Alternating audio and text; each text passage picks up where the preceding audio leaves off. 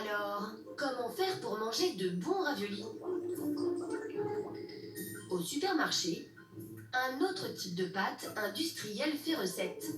Vendus en barquette, ils sont plus jolis et 2 fois plus chers aussi. Le marché du frais pèse aujourd'hui près de 200 millions d'euros en France. Et le leader mondial, c'est Giovanni Rana. Buongiorno, vous ne me connaissez pas. Je suis Giovanni Rana, numéro 1 des pâtes fraîches en Italie. En 30 ans, Giovanni Rana est devenu le pape de la pâte farcie.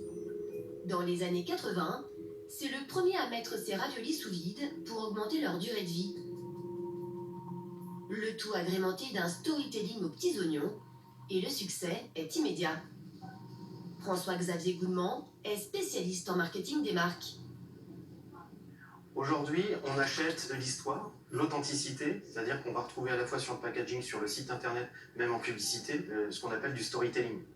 On raconte une histoire. On voit qu'il y a systématiquement le fondateur mis en avant pour rassurer. Avec ses mains pleines de farine, la photo semble prise dans la boulangerie familiale.